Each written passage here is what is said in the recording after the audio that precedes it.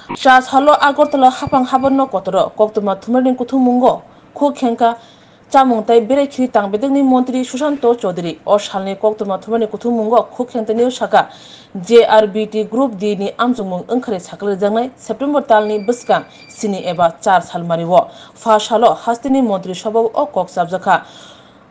Tebu Sabzaka, Borote Nogor Amsayo, Pump Operator ni Beton Bangshinai, Borok Tabuk, Talo, Kok sini sai ni simit ciengi, kok sini sai bara kahai rang mancinai eba beton mancinai. SP roni bahino beton bangan ni bagi kop zakzaka tabuk borok talo kok sini sai kahai beton mancinai abuni bagi busuk rang bainai ciri syukru bushaka Menteri Susanto Chodri. Korok cukura cidok selatai beri ketal sebok telang jangnai. Open sai sekang korok sasai pulis sebok telang ni bagi bo kok sabjak abuni bagi saklai buru jangnai. Berekri tang bedek bai kerengja kebangma bedek rogo korok baci sa kahai sebok telang jangnai. ITI tang bedego korok suku sebok telang jangnai TPAC amjamuni bisingtei. Wati koto tuilom thaniwo 18,000 crore kahai rang deraka ashuk simia korok thamchini langma chokha. Oktoma thomani kuthung mungo thanai saling satam sekang Rani Bazar Durganagar Amchayo Urpati Mono Kitinge Tabok o Urpati Mung Tungklama Tabok Tong Kisang no hne Koktoma Thumani Biskango Kukhenka Montri Susanto Chodri. Cabinet meeting সম্পন্ন হয়েছে মাননীয় মুখ্যমন্ত্রী পৌরোহিত্যে এই cabinet meeting এ গুরুত্বপূর্ণ কিছু সিদ্ধান্ত গৃহীত হয়েছে তাতে সবথেকে যেটা বড় সিদ্ধান্ত যে জিআরবিটি গ্রুপ ডি যে এক্সাম হয়েছিল ২,৫০০ পরীক্ষার্থীদেরকে সিলেকশন করা হয়েছে এবং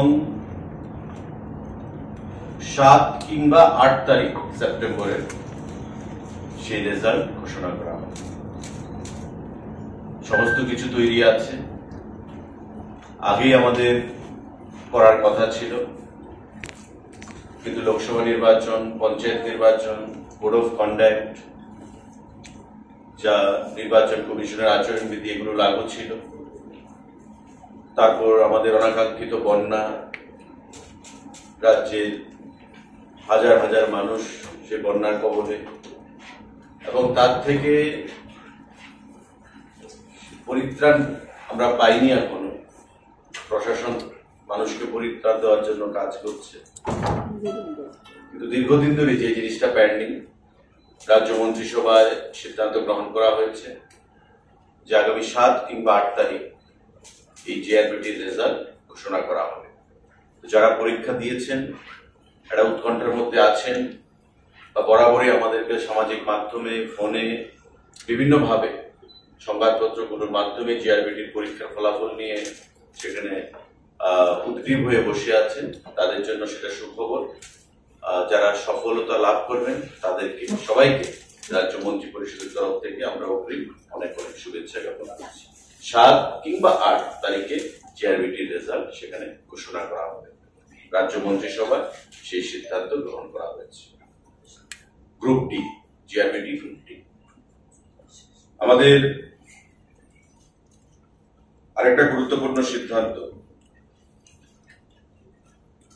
proposal for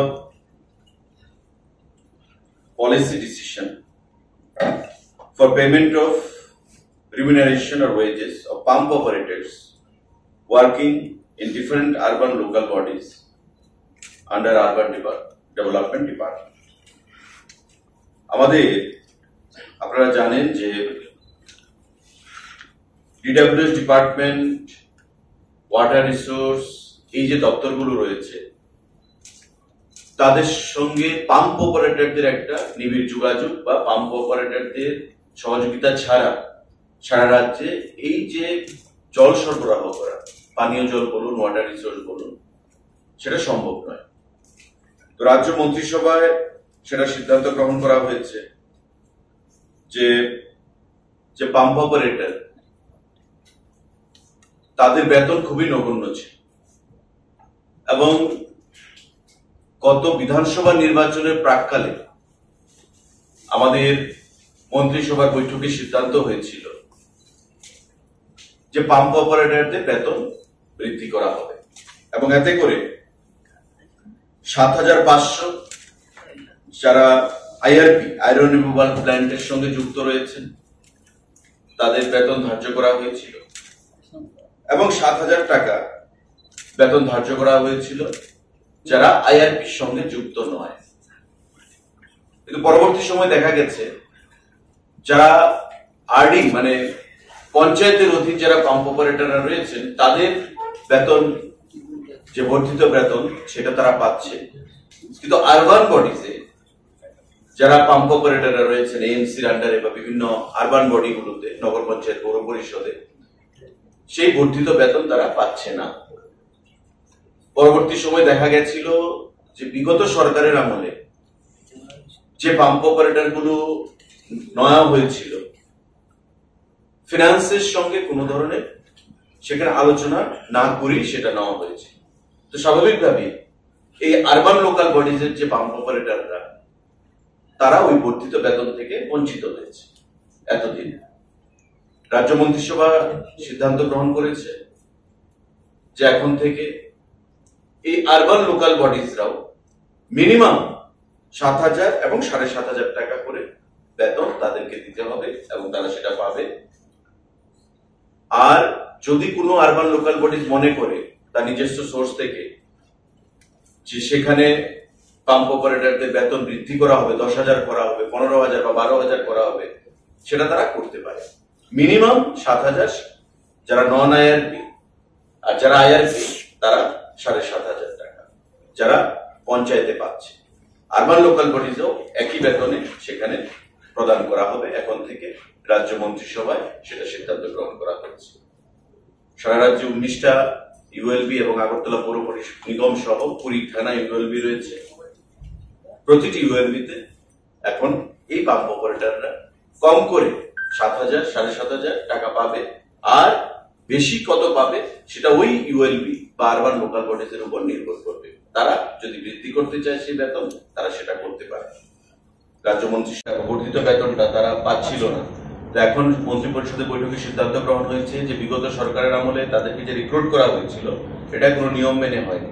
তাই ফিনান্স বলছে যে আমাদের কাছে কোনো ডাটা নেই বা আমাদের কাছে কোনো কনকারেন্স নেই যেটা আমরা তাদেরকে অনুমোদন দিচ্ছি। তো বর্তমানে আরবান দপ্তর সেটা সিদ্ধান্ত গ্রহণ করেছে যে মিনিমাম যেটা পঞ্চায়েত পাচ্ছে ৭০০০, ৭৫০০, ৭৫০০ হচ্ছে যারা আইআরপি পরিচালনা করছে, আর ৭০০০ হচ্ছে যারা নন আইআরপি। মিনিমাম বেতন সেটা হতে হবে ইউএলবির ক্ষেত্রে।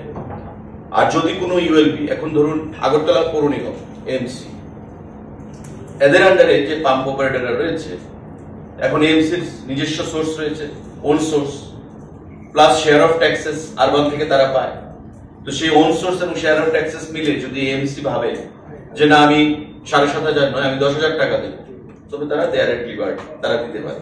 রানীর বাজার পৌর পরিষদ যদি ভাবে যে আমার ওন সোর্স বা আমার শেয়ার অফ ট্যাক্সেস মিলে আমি ৭৫০০ নয় আমি ১০,০০০ টাকা বা ৯,০০০ টাকা দেবো, তারা সেটা দিতে পারে। কিন্তু মিনিমাম ৭৫০০ এবং ৭০০০ আইআরপি এবং নন আইআরপির ক্ষেত্রে তাদের দিতে হবে। এই সিদ্ধান্ত গ্রহণ করা হয়েছে। তো আমাদের ১৯টা ইউএলবি রয়েছে পৌর পরিষদ এবং নগর পঞ্চায়েত, এবং আগরতলা আমাদের মিউনিসিপ্যালিটি কর্পোরেশন যেটা সেটা রয়েছে টোটাল 20। এই 20 ইউএলবি আমাদের বেতন বৃদ্ধি হলো এবং মিনিমাম ৭০০০ কিংবা ৭৫০০ টাকা তাদেরকে দিতে হবে। আমি সংখ্যাটা আপনাদের নেক্সট সাংবাদিক বৈঠকে প্রদান করে দেব।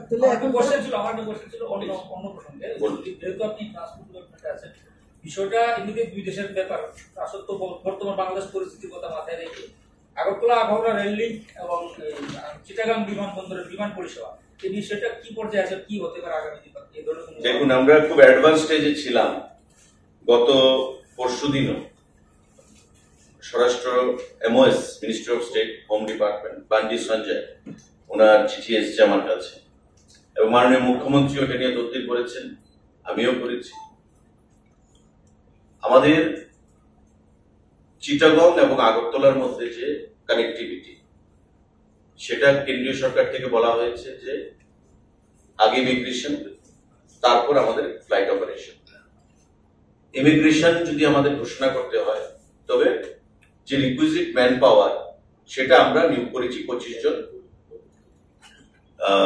পুলিশ কনস্টেবল অফিসার মিলিয়ে।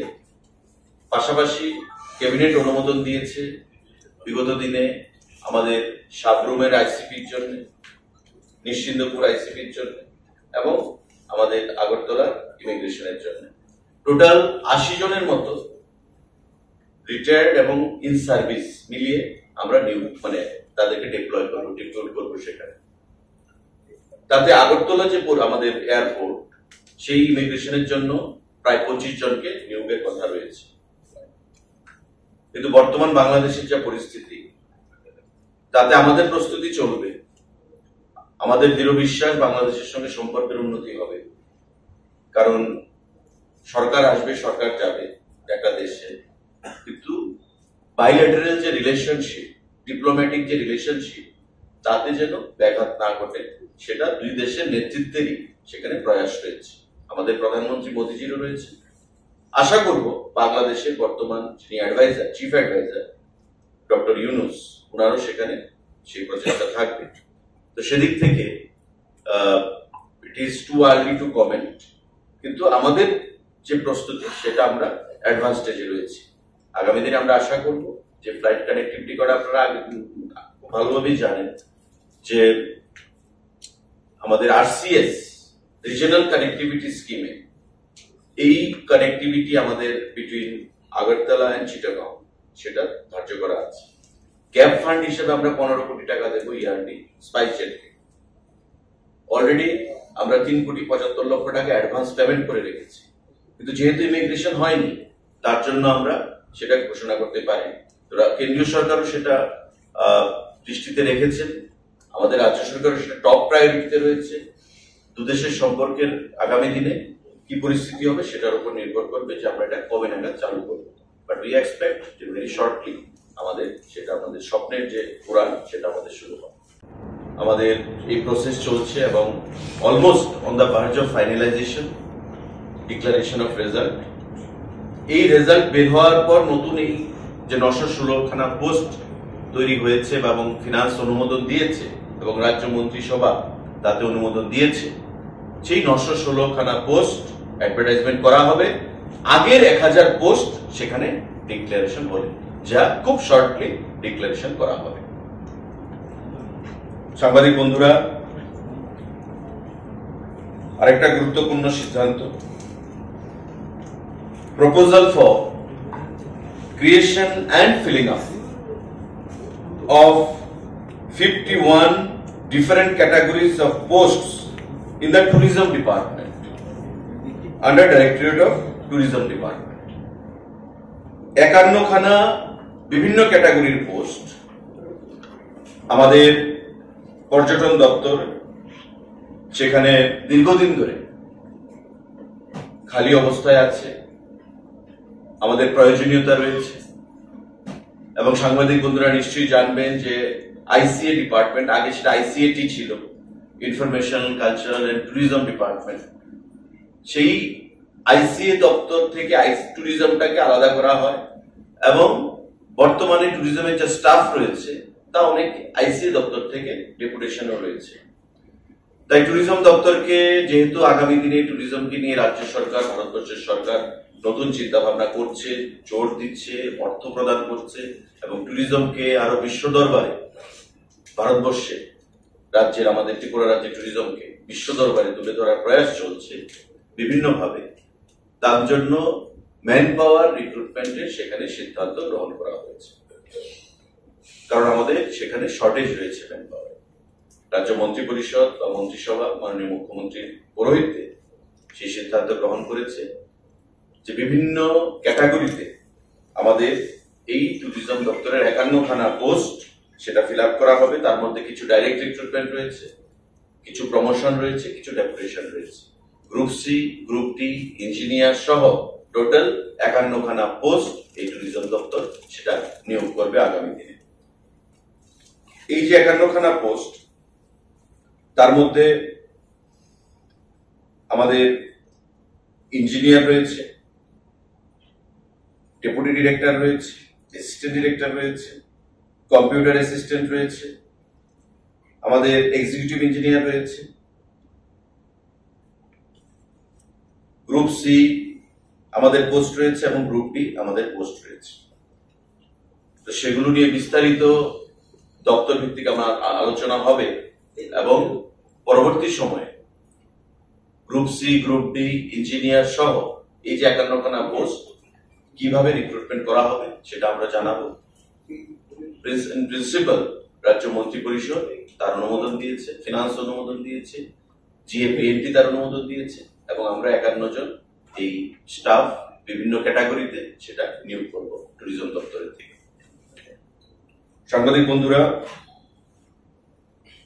আমাদের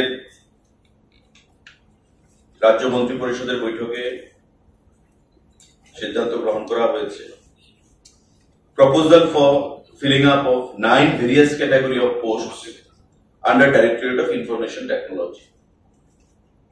ইনফরমেশন টেকনোলজি দপ্তর তথ্য প্রযুক্তি আমাদের খুবই গুরুত্বপূর্ণ ভূমিকা পালন করে থাকে এবং এই দপ্তর সিদ্ধান্ত গ্রহণ করেছে, রাজ্য মন্ত্রী পরিষদ অনুমোদন দিয়েছে যে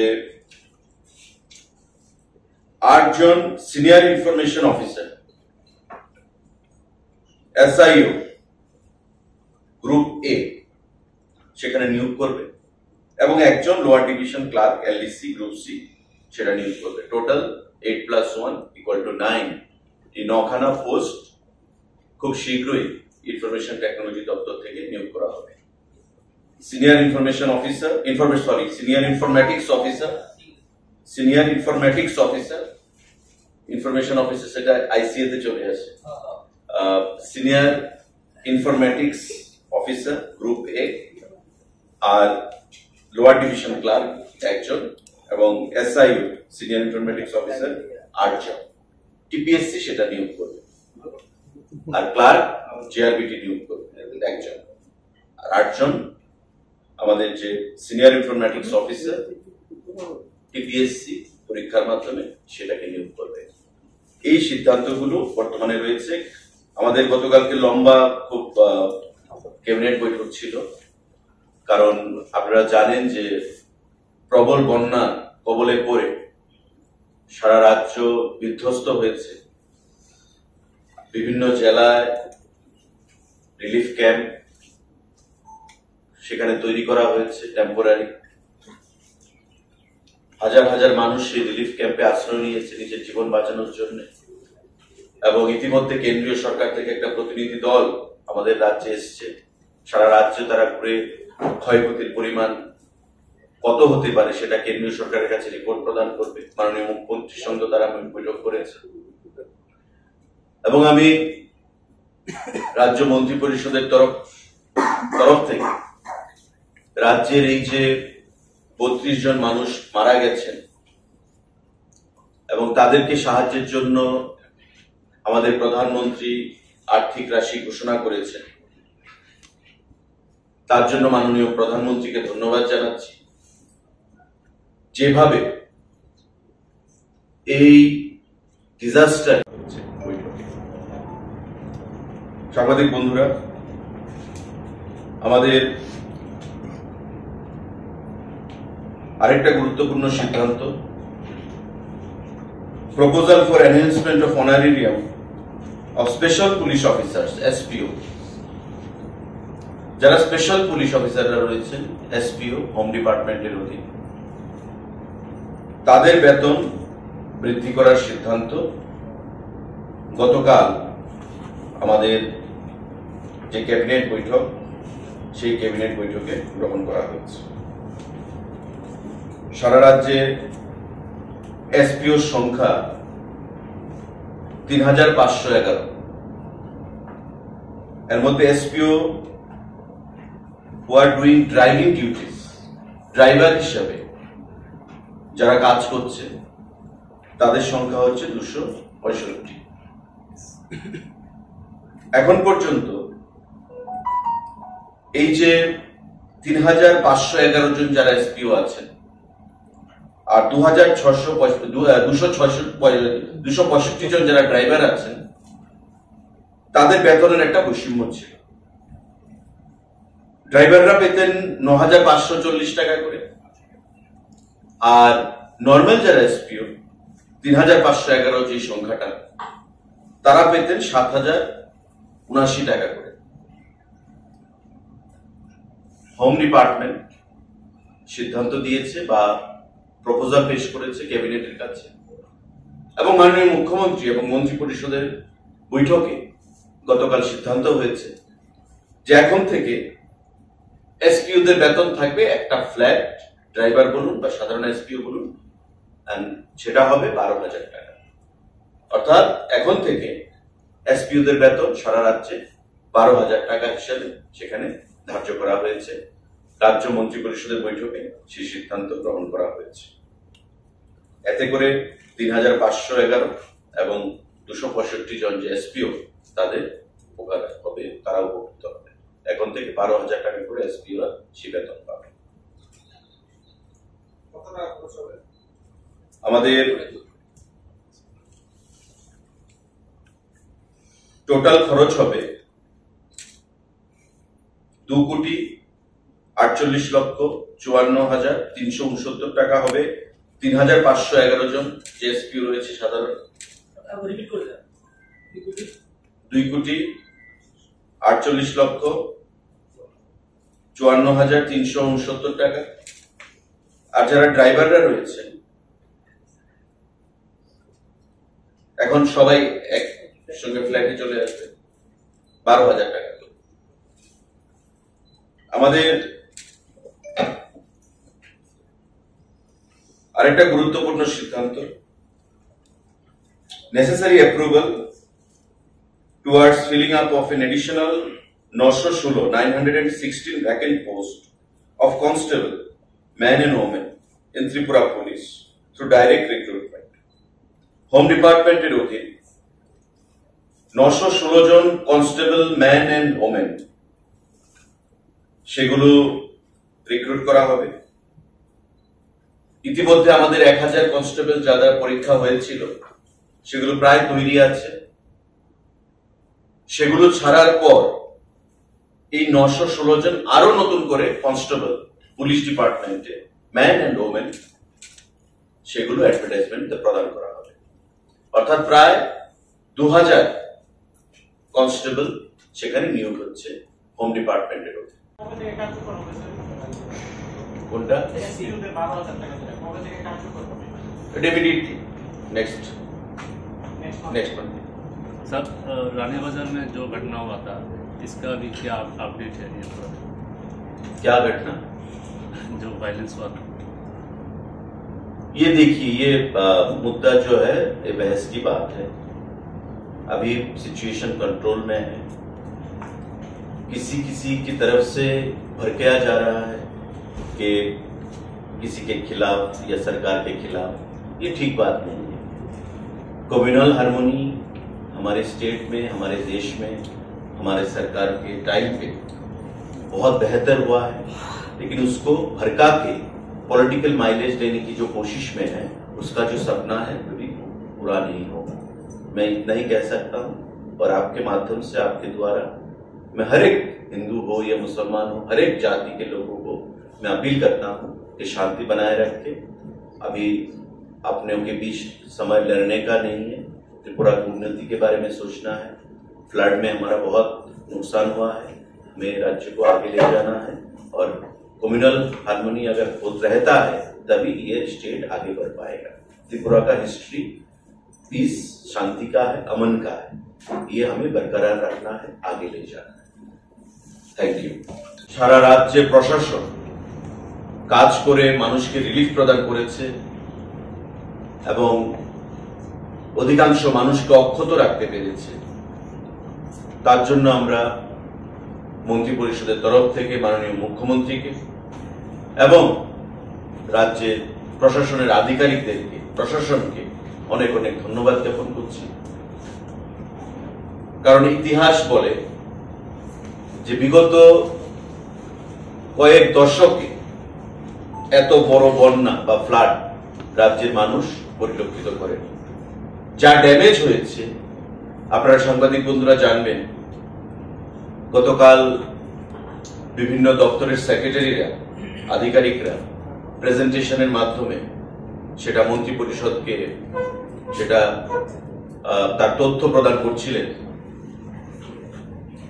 যে ত্রিপুরা তিলে তিলে তৈরি করা আজকে 3 দিনের ফ্লাডে, 4 দিনের ফ্লাডে যা ক্ষয়ক্ষতি হয়েছে সেটা আমাদের অনেকটাই পিছিয়ে দিয়েছে, রাজ্যের উন্নয়নের গতিকে অনেকটাই পিছিয়ে দিয়েছে।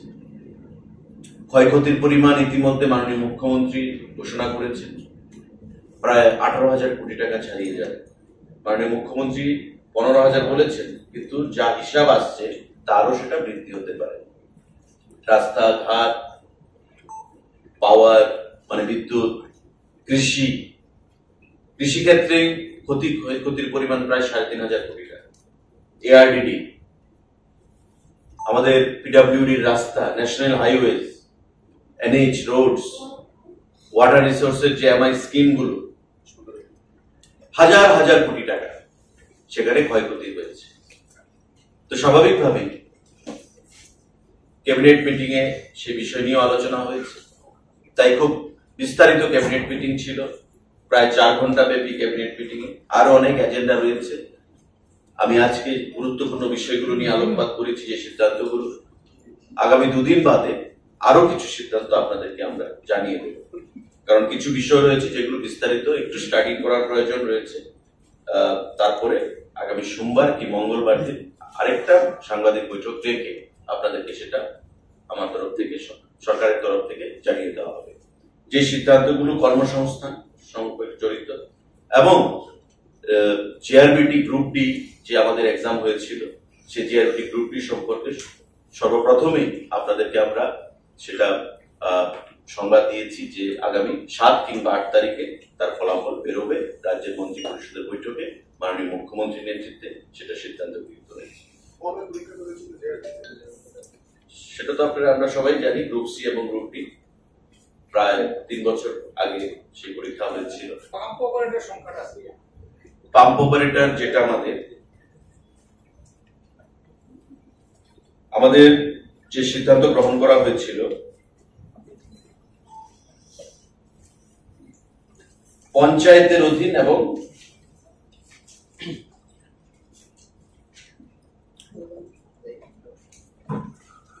আরবান লোকাল বডিজের অধীন। পঞ্চায়েতের অধীন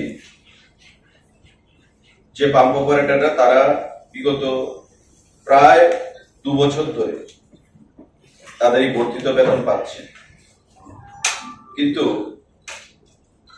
বাকি যে পাম্প অপারেটররা তারা সেই বেতন থেকে বঞ্চিত হচ্ছিল, কারণ ফিনান্সের কাছে সেই তথ্য ছিল না।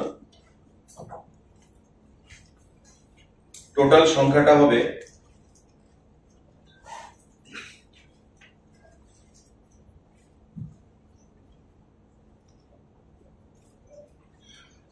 350 কাছে, 354 পঞ্চায়েত। আর ইউএলবি তে